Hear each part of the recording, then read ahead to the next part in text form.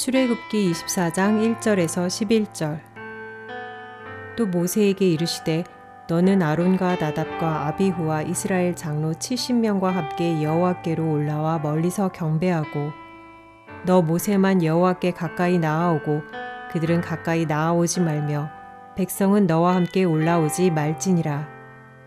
모세가 와서 여호와의 모든 말씀과 그의 모든 율례를 백성에게 전하매 그들이 한 소리로 응답하여 이르되 여호와께서 말씀하신 모든 것을 우리가 준행하리이다. 모세가 여호와의 모든 말씀을 기록하고 이른 아침에 일어나 산 아래에 제단을 쌓고 이스라엘 12지파대로 12기둥을 세우고 이스라엘 자손의 청년들을 보내어 여호와께 소로 번제와 화목제를 드리게 하고 모세가 피를 가지고 반은 여러 양푼에 담고 반은 제단에 뿌리고 언약서를 가져다가 백성에게 낭독하여 듣게 하니 그들이 이르되 여호와의 모든 말씀을 우리가 준행하리이다. 모세가 그 피를 가지고 백성에게 뿌리며 이르되 이는 여호와께서 이 모든 말씀에 대하여 너희와 세우신 언약의 피니라. 모세와 아론과 나답과 아비후와 이스라엘 장로 70인이 올라가서 이스라엘의 하나님을 보니 그의 발 아래에는 청옥을 편 듯하고 하늘같이 청명하더라. 하나님이 이스라엘 자손들의 존귀한 자들에게 손을 대지 아니하셨고 그들은 하나님을 뵙고 먹고 마셨더라.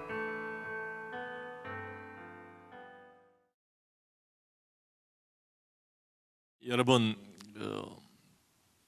대통령 아시죠? 대통령 이야기를 좀 해보겠습니다. 대통령 가장 가까운 곳에 늘 누가 있습니까? 경호원들이 있습니다.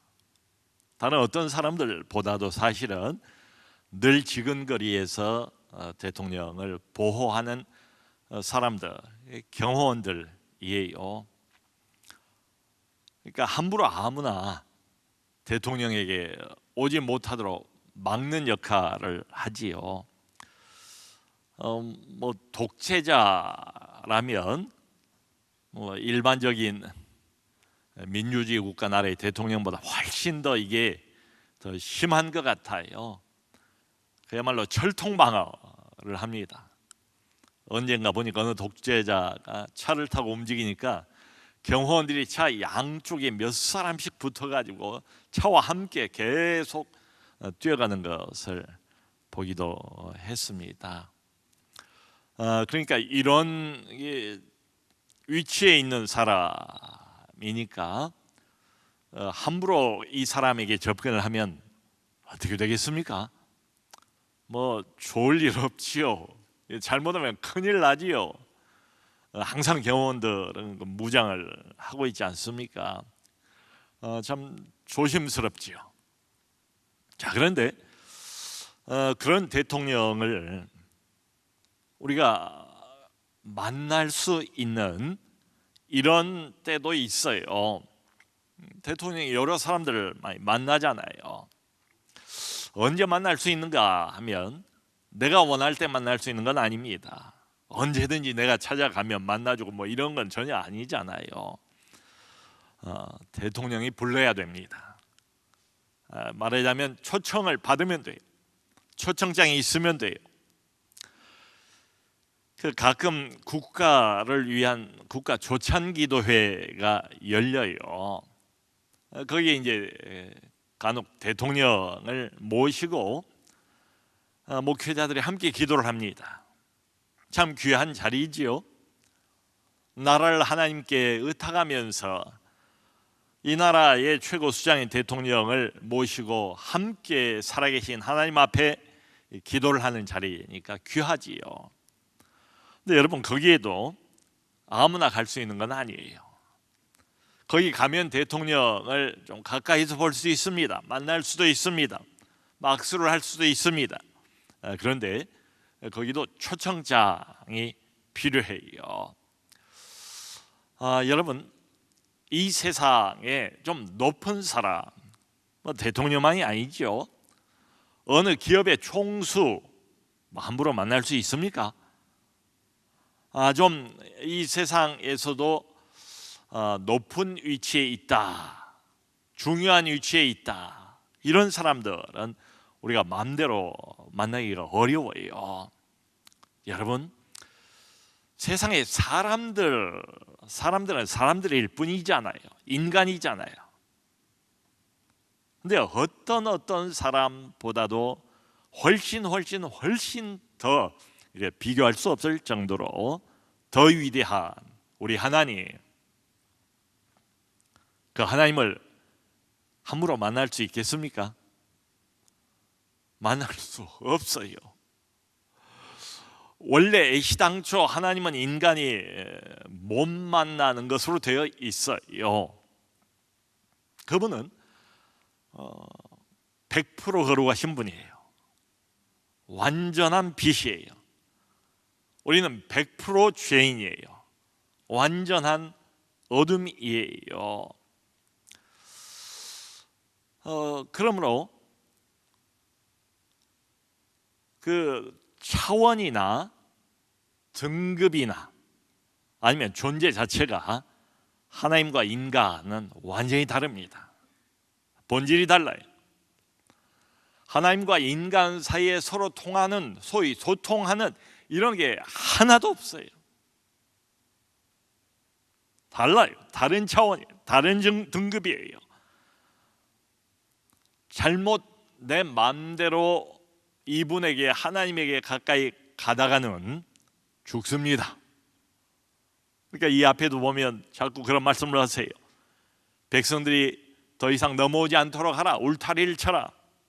죽을까 하노라. 죽을까 하노라. 자꾸 하나님이 말리세요. 오지 못하도록. 여러분, 그런데 우리 주변에 많은 그 우상들이 있잖아요. 지금도 돌이나 나무나 그럴듯하게 뭔가를 깎아 놓잖아요. 그리고 그걸 여기다 세우고 저기다 세우고 거기에 절하는 이런 사람들이 많지 않습니까? 왜 우상 숭배가 아직도 이렇게 현대인들이 매우 영리하고 머리가 잘 돌아가고 이런 사람들인 것 같은데, 이렇게 돌더미 앞에서, 나무 조각 앞에서 저렇게 엎드려서 싹싹 빌고 마음을 드리고 이러는 것일까 궁금하지 않습니까? 그 이유가 있어요. 하나님은 가까이 가기 어려워요. 만날 수가 없어요. 완전히 차단입니다. 단절입니다. 그런 것처럼 보여요, 성경을 보면. 근데 우상은 어때요? 우상은 언제든지 우리가 만날 수 있어요. 쉽게 접근할 수가 있다고요. 여기 가까운 대모산에도 불국사라는 절이 있어요. 가보면 거기에도 여기에 불상이 있고 저기에 불상이 있고, 그 불자들이 그 우상 앞에 가까이 갑니다. 아주 가까이 갑니다. 그 앞에서 엎드립니다. 절도 하고 빌기도 하고. 그래요. 원하면 그 자그마한 그 우상을 가지고 와서 내 집 안 거실에다 놓을 수 있어요. 책상 위에다 올려놓을 수도 있어요. 부엌에다가 놔둘 수도 있어요. 그 언젠가 어느 큰 절 이렇게 비춰주는 걸 보니까요, 그 절 앞에 모든 사람들을 다 위한 것처럼 커다란 그 불상을 청동으로 만들어 놨어요. 얼마나 많은 사람들이 거기가 무슨 명소나 되는 것처럼 거기를 찾아가서 그걸 만졌던지, 그 청동으로 된 불상의 그 발 위가 그냥 사람들 손 이 하도 많이 닳고 닳아서 거기가 반들반들해진 이런 모습을 보았습니다. 그러니까 우상은 그런 특징이 있어요. 내가 품속에 집어넣고 다닐 수도 있지 않습니까? 언제든 만질 수 있고 언제든 가까이 나갈 수 있고, 그러니까 친근한 느낌이 들어요. 하나님은 완전 차단, 완전 단절이. 아무도 가까이 못 가요. 택도 없어요. 흔히 하는 말로. 자, 오늘 본문은 이스라엘 백성들하고 하나님 사이에 언약을 맺는 언약 체결식 장면이에요. 이미 앞에서 본 것처럼 하나님께서 참 역사상 처음이지요. 시내산 위로 강림을 하셨대요. 뭐 대단하지 않았습니까? 우레와 번개 소리와 구름과 나팔 소리와 아주 그 대단한 하나님이 이 땅에 임재하시는 하나님의 현현, 이걸 동반을 하면서 시내산 위로 백성들을 친히 만나기 위해서 강림을 하셨어요. 그리고 이 백성들하고 애굽 땅에서 하나님이 끄집어내셨잖아요. 특별한 관계를 맺는 게 바로 언약 예식입니다. 언약식이에요. 근데 참 흥미로운 것은 여기 처음 보면 하나님께서 이스라엘 백성들의 대표들을 조금 가까이 오라고 부르세요. 일반 백성들은 이렇게 가까이 오지도 못해요. 근데 여기 보니까 대표들이 이제 하나님 앞으로 산 한 중턱쯤 왔는지 가까이 나와요. 하나님에게로. 그런데 여기 1절을 보면 너희는 아주 가까이 오지 마라. 그리고 멀리서만 경배를 하라. 하나님이 직접 명령을 하신 거예요. 그러니까 여기 보면 아론이 있고 아론의 두 아들 나답과 아비후도 나오고요. 이스라엘 전체를 대표하는 70명의 장로들이 함께 하나님 앞에 나가요. 근데 하나님이 더 이상 오지 마. 거기야. 멀리서란 말이 여기 들어가 있어요. 가까이서가 아니고 멀리서 하나님 쪽을 바라보고 그냥 경배만 하라. 그리고 2절도 보면 너희 중 아무도 내게 가까이 나오지 말지라 라고 또 경고를 하세요. 여러분, 심지어는 이러다 보니까 아론마저도 더 이상 가까이 나갈 수가 없어요.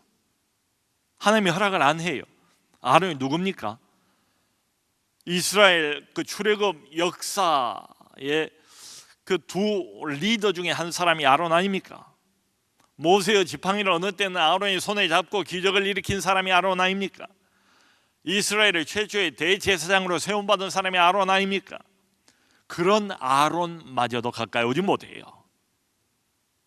그리고 오직 한 사람만 하나님이 가까이 오라 말씀하세요. 그게 모세입니다.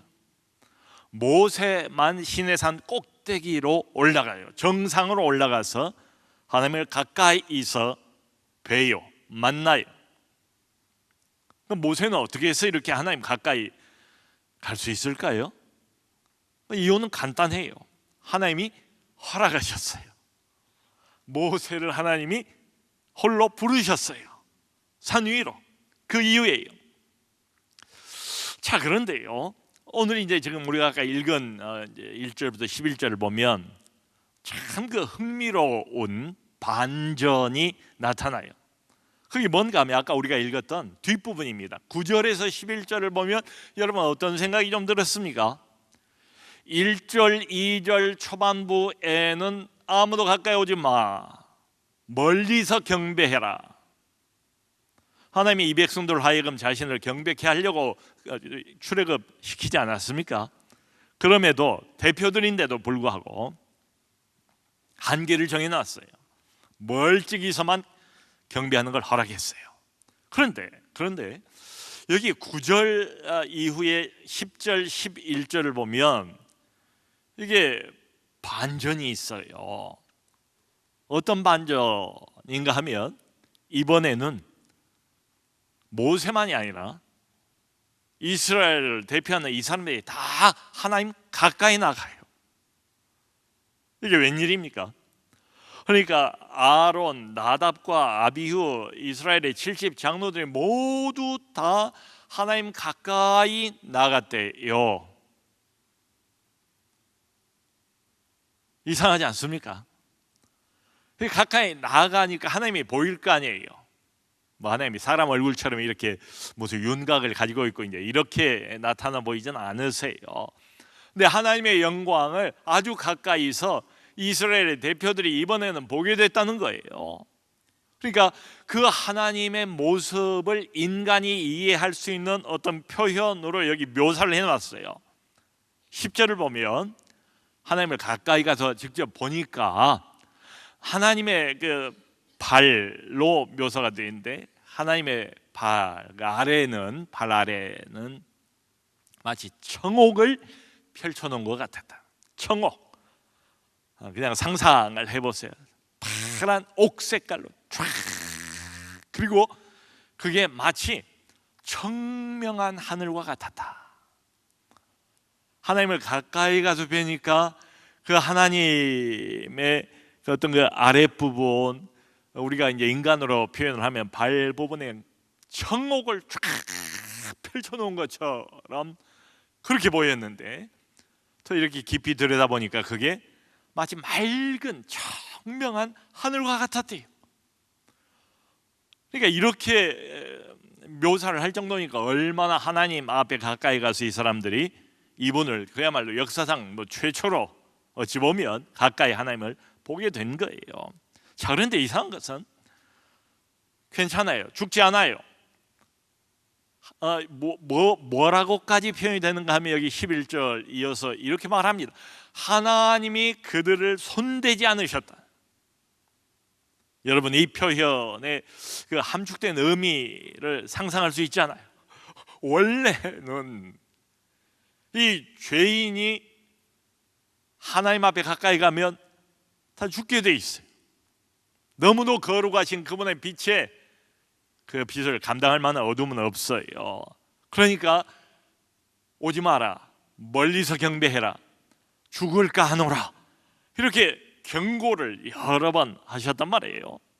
근데 지금 여기 보면 11절에서는 하나님께서 그들을 손대지 않으셨다. 그러니까 그들을 살려두셨다는 거예요. 근데 그것뿐만이 아니에요.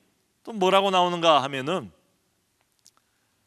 이 사람들이 모두가 다, 그러니까 꽤 많아요. 70명의 장로들, 거기다가 또 아론의 두 아들 모세, 그러니까 70 몇 명 되잖아요. 이 사람들이 다 이스라엘의 하나님을 보면서 먹고 마셨다. 이건 또 무슨 이야기인가? 아니, 가까이 갈 수도 없는 그 하나님인데, 우리가 볼 수가 없는 하나님인데, 보면 죽게 돼 있는데, 어쩐 일인지 지금 완전히 이게 역전이 되지 않았습니까? 이스라엘의 하나님이라고 나와 있는데 그 이스라엘의 하나님을 자기들이 마치 눈으로 보는 것처럼 보면서 먹고 마셨대요. 마치 하나님과 코이노니아를 지금 이루고 있는 것 같지 않습니까? 살아계신 전능자, 인간은 도무지 가까이 갈 수가 없는 존재, 등급과 차원이 완전히 다르고 본질이 완전히 다른 창조주이신 그분, 영광의 왕이신 그분, 만군의 주가 되시는 그분 앞에 이 사람들이 가까이 나가서 함께 사람과 사람끼리 교제를 나누는 것처럼 코이노니아를 나눴대요. 함께 먹고 그 자리에서 함께 마셨대요. 하나님하고 마치 먹고 마시는 것처럼 말이죠. 그러니까 이런 장면 묘사를 보면 마치 그 오래된 친구가 오랜만에 만나가지고 회포를 불면서 그야말로 대화도 주고받고 음식도 서로 따뜻한 마음으로 주고받는 이런 장면이에요. 그러니까 의문이 안 생길 수가 없지요. 도대체 이게 뭐냐? 아니, 같은 시내산 언약 체결식인데 아까 처음에는 가까이 오지 마라, 멀리서 경배하라, 이런 하나님인데 조금 뒤에는 가까이 와도 괜찮고 하나님을 봐도 괜찮고, 아니 하나님이 오히려 일부러 이 사람들을 가깝게 끌어당기는 것처럼 끌어당기시고, 그리고는 함께 하나님이 마치 먹고 마시는 것처럼 이렇게 묘사가 돼 있는 거예요. 도대체 왜 하나님이 앞과 뒤가 다른가? 아까는 이랬다 지금 또 다른가? 이거 궁금하지 않습니까? 이유가 있습니다, 여러분. 자, 이 처음과 지금 나중에 이 반전 사이에 뭔가가 있어요. 그 뭔가가 오늘 핵심이에요. 이 뭔가에 주목을 해야 돼요. 도대체 뭐가 있었기에 이런 반전이 가능한가? 그 중간을 보면 5절에서 8절입니다. 5절에서 8절을 보면 반전이에요. 이게 그게 뭔가 하면 언약 체결식이 있어요. 5절에서 8절 언약 체결식이 있다고요. 그리고는 가까이 나간 거예요. 그리고는 함께 먹고 마신 거예요. 그래도 안 죽은 거예요. 산 거예요. 자, 그런데 여기 언약 체결식이 상당히 자세하게 묘사가 되어 있는데요, 이걸 이렇게 읽어보면 이게 분명해요. 이게 중요해요. 이게 핵심이에요. 하나님과 백성, 인간인 백성 사이에 언약 체결식을 처음으로 정식으로 맺는 장면인데요, 그 핵심이 뭔가 하면 핏부림입니다. 다른 것 없어요. 핏부림이에요. 그게 언약 체결식의 가장 키예요. 키워드예요. 그러니까 짐승들을 잡아요. 소를 잡아요. 번제하고 화목제를 먼저 드립니다. 그리고는 그 짐승들의 피를 반은 하나님의 제단에 뿌렸대요. 하나님과 관계를 맺는 거잖아요. 언약을 하나님과 맺잖아요. 한쪽 당사자는 하나님이에요. 하나님 앞에 일종의 맹세를 하는 거지요. 반은 제단에 뿌렸습니다. 그리고 나머지 반은 모세가 여러 양푼에 담았대요. 여러 양푼에 담아서 백성들에게 뿌리는 거예요. 여러분 그 장면 한번 상상해 보세요. 수많은 백성들이 있습니다. 모세가 번제와 화목제로 드리고 남은 그 피를 여러 양푼에 담아서 백성들에게 뿌리는 장면이 나와요. 그냥 뿌리는 게 아니라 뭔가 이야기를 하면서 메시지를 전하면서 뿌렸대요. 그게 뭔가 하면 8절인데요, 8절 이렇게 되어 있습니다. 이것은 피를 뿌리면서 하는 말이 하나님이 주신 모든 말씀에 대하여 너희와 세우신 언약의 피로다. 이 피는 하나님이 주신 모든 말씀을 받았잖아요. 하나님으로부터 시내산에서 율법을 받았잖아요. 이 모든 말씀에 대해서 하나님이 너희와 세우신 언약의 피로다, 이렇게 이야기를 해요. 핏부림이에요. 자, 여러분 지난주 바로 이 시간에 우리는 이 자리에서 좀 오랜만에 금요일 밤 성찬식을 가졌습니다. 왠지 모르게 금요일 밤은 우리 주님이 십자가에 돌아가신 날이라 그런지 성찬식 하기에는 참 걸맞다, 이런 느낌이 항상 있어요. 참 많은 성도님들이 오셔가지고 주님의 성찬에 참여를 하면서 우리가 은혜를 나누지 않았습니까? 주님의 살에, 주님의 피에 우리가 함께 참여를 했어요. 구원의 은혜를 우리가 함께 다시 한번 되새겼습니다. 근데 그때 제가 여기 서서 떡을 나누고 난 다음에 잔을 나눌 때에 마태복음 26장 말씀을 인용을 했어요. 주님께서 다시 한번 잔을 가지고 하늘을 향하여 감사 기도를 드린 다음에 제자들에게 나누어 주시면서 말씀을 하시지요. 너희가 다 이것을 받아 마시라. 이것은 죄 사함을 얻게 하려고 많은 사람을 위해서 흘리는 바 나의 피 곧 언약의 피니라. 자, 여러분, 지금 모세가 여러 양푼의 피를 가득 담아서 백성들에게 마구 여기도 뿌리고 저기도 뿌리고, 그러면 이 사람들이 막 어떤 사람은 이마에 피가 묻고 어떤 사람은 옷에 피가 묻고 뭐 이러지 않겠어요? 어떤 사람은 손에도 피가 묻고, 지금 이런 광경이에요. 그러면서는 말이 이것은 여호와께서 세우신 언약의 피다 라고 계속 이야기를 하는 거예요. 그리고 예수님은 거룩한 성찬 예식, 그분의 마지막 밤을 보내면서 이것은 내 피로 세우는 언약의 피다. 자, 여러분, 얼마나 놀랄 정도로 이게 유사성이 있습니까? 공통성이 있습니까? 여호와께서 백성들 한가운데로 내려오셔서 이 백성들과 뭔가 특별한 관계를 맺기 위해서 언약을 체결하는 언약 체결식, 이것은 여호와께서 세우신 언약의 피다.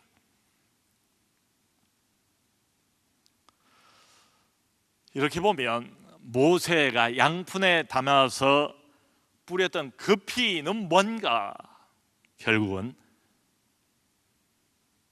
앞으로 오실 그리스도의 보혈이죠. 그것에 대한 상징이죠. 구약의 그림자지요. 그러니까 이때로부터 1400년 정도 후에 이 땅에 오실 하나님의 아들, 다윗의 자손으로 다윗의 고향인 베들레헴에 태어날 하나님의 아들, 사람이 되어서 육신을 입고 우리를 구원하기 위하여 오신 그 하나님의 아들, 그분이 우리 죄를 몽땅 짊어지시고 십자가에서 흘리실 보혈을 바로 상징하는 것 아니겠습니까? 얼마나 정확한 장면입니까? 얼마나 이 두 장면이 함께 오버랩이 됩니까? 이것은 그것을 의미하는 것이고 그것은 이것을 예고하는 것이죠. 여러분, 우리가 하나님과 맺은 이 언약은 피로 맺어진 언약입니다. 그래서 깨질 수가 없어요. 아무도 이 언약을 끊을 수가 없습니다. 근데 중요한 건 뭔가 하면 이 언약의 기초가 뭔가, 이 언약을 이루고 있는 가장 중요한 근거가 뭔가, 그것은 바로 그리스도의 보혈이에요. 이 말의 의미는 뭔가 하면 이 언약은 우리가 원해서 만들어진 게 아니다. 우리가 결심해서 이런 언약이 가능해진 것도 아니다.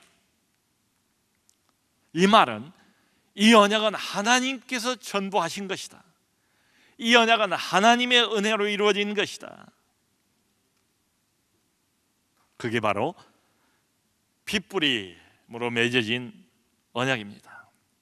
성도 여러분, 그러므로 지금 이 백성들처럼 우리는 어떤 사람들인가 하면 핏뿌림을 받은 사람들입니다. 이들이 짐승의 피로 핏뿌림을 받은 것이다. 이 짐승은 바로 그리스도를 예고하고 있으니까 그리스도의 보혈로 핏뿌림을 받은 우리들이나 우리 모두는 다 핏뿌림을 받은 특별한 사람들이에요. 핏뿌림이 없으면 언약이 없어요. 핏뿌림이 없으면 하나님과의 특별한 관계를 맺지 못해요. 핏뿌림이 없으면 하나님께 가까이 가지 못해요. 죽습니다. 핏뿌림이 없으면 하나님을 만나지 못해요. 불가능해요. 핏뿌림이 없으면 하나님을 보지도 못해요. 근데 우리는 어떻습니까? 언제든지 맘만 먹으면 하나님 앞에 나갈 수 있죠. 언제든지 손만 내밀면 하나님의 손을 비유를 하자면 만질 수 있죠. 언제든지 원하기만 하면 하나님의 빛나는 얼굴을 우리는 볼 수 있지 않습니까? 여러분, 도대체 지구상의 인간 중에, 죄인들 중에, 흑암을 걷고 있는 사람들 중에 이런 특권을 누린 사람이 또 있습니까? 그가 대통령이라도, 그가 무슨 대단한 기업의 종수라 해도 어떤 인간이 인간 중에 감히 창조주이신 그분을, 전능하신 그분을, 신중의 신이신 그분을, 우주 만물을 지금도 정확하게 움직이고 계시는 그분을, 만군의 여호와를, 하나님 그 자신을 이렇게 가까이서 얼굴과 얼굴로 맞대고 보는 것처럼 보는 사람이 어디 있는가? 하나님과의 코이노니아를 먹고 함께 마시는 것처럼 누린 사람들이 어디 있는가? 이거야말로 특권 중에 특권이죠. 다윗이 노래했던 것처럼 내가 누구이관데 하나님께서 이런 은혜를 베푸셨나이까. 자, 그런데 여러분, 하나님의 언약 백성 참 감사하고 좋은데 특권만 있는 것은 아니에요. 의무가 따라와요. 그 의무를 모세는 3절에 이렇게 이야기를 합니다. 이제 백성들이 이렇게 응답을 하는 거예요. 모세가 이제 율법을 쭉 이야기를 해주니까 말씀하신 모든 것을 우리가 준행하리이다. 7절은 여호와의 모든 말씀을 우리가 준행하겠습니다.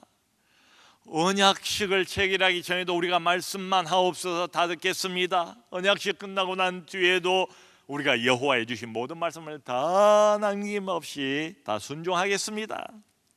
이렇게 응답을 보여요. 이게 여러분 우리 언약 핏부림 받은 백성들의 의무예요. 말은 좋지요. 얼마나 단호합니까? 대단한 결심을 한 것처럼 보이지 않습니까? 근데 이후로 이스라엘 백성들은 어떻게 되죠? 계속 넘어지고 또 넘어지고 끝까지 넘어져요. 우리도 그런 것처럼 은혜 받을 때는 이렇게 결심합니다. 하나님 앞에 이렇게 내 결심을 발표하기도 합니다. 약속하기도 합니다. 서약하기도 합니다.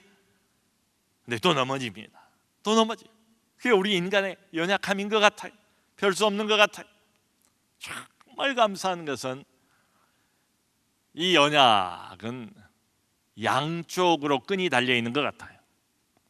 나의 불순종 때문에 내가 스스로 언약의 한쪽 끈을 끊어버려도 나머지 한쪽 끈 대롱대롱 하나님이 붙들고 있어서 그분은 언약을 포기하지 않아요.